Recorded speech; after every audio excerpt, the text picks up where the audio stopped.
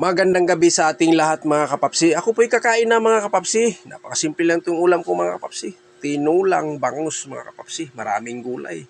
Tsaka kakaiba lang itong ating tinulang bangus mga kapapsi. May gabi po siya mga kapapsi. Ano? Yan. Yun pala mga kapapsi. Ako po'y humingi ng paumanhin sa inyo mga kapapsi. Medyo na busy lang tayo sa aking trabaho mga kapapsi. Kulang-kulang tayo isang linggong hindi nakapag-update o hindi nakapag-upload sa inyo mga kapapsi. Ngayon, ako po'y babalik na mga kapapsi.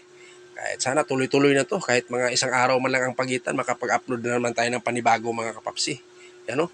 Yan ang aking ulam mga kapapsi. Talbos at saka yung gabi, yung sinasabi ko sa inyo kanina mga kapapsi. Yan. Kung sino pang hindi kumain dyan, sabayan nyo ako mga kapapsi. Kain tayo ng hapunan. Yan ang pinaka-paborito ko sa bangus mga kapapsi. Bandang ulo. Kahit medyo matinik siya mga kapapsi, pero napakalasa yan mga kapapsi. Pero sanay tayo sa ganyang kainan mga kapapsi. Yan. Taba ng tiyan ng bangus mga kapapsi. Sabay sausaw mo sa tuyo kalamansi na may sili. Yan.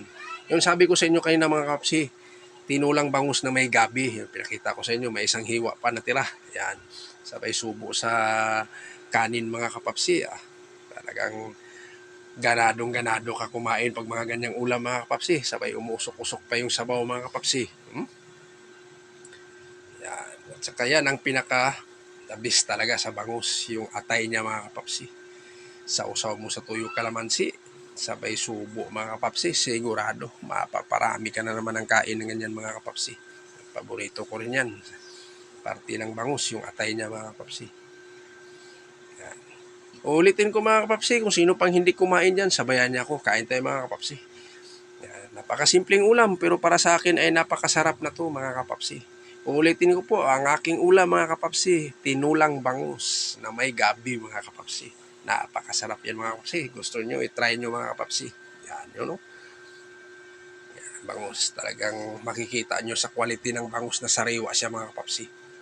Dahil dito sa amin, malapit lang kami sa palengke mga kapapsi. Kaya makapagpili ka talaga ng sariwa mga kapapsi na tinda na, lalo na pagdating sa isda mga kapapsi. Yan. Yan lang po mga kapapsi. Update ko lang sa inyo at ako po'y walang sawang nagpapasalamat sa inyo mga kapapsi. Ulit-ulit ko pong sinasabi sa inyo. Maraming salamat sa lahat ng tulong at suporta nyo sa akin. Yung mga hindi ko nasuportahan, pasensya na po kayo mga kapapsi, kamamsi. Hindi naman kayo nakakalimutan.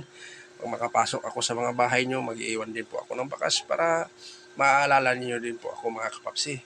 Yun, ipagpatuloy natin mga kapapsi. Yan ang aking ulam. Napakasimple lang yan mga kapapsi. Saka makisuyo lang din po ako sa inyo mga kapapsi. Paki-like, share, and subscribe na lang mga kapapsi. John Clark Pelisilda, my YouTube channel mga kapapsi. Mayroon po rin tayong FB page, GCF Vlog. Yun po, senior cut ko na lang po yung aking FB page mga kapapsi. Yan po mga kapapsi, sarap humigop ng ganitong ulam mga kapapsi. Sarap humigop ng sabaw mga kapapsi. Yan. Tapos yung panulak natin, tubig mga kapapsi na medyo hindi naman kalamigan mga kapapsi. Tamang-tama lang mga kapapsi. Hanggang dito na lang ako. See you next vlog. Thank you for watching. At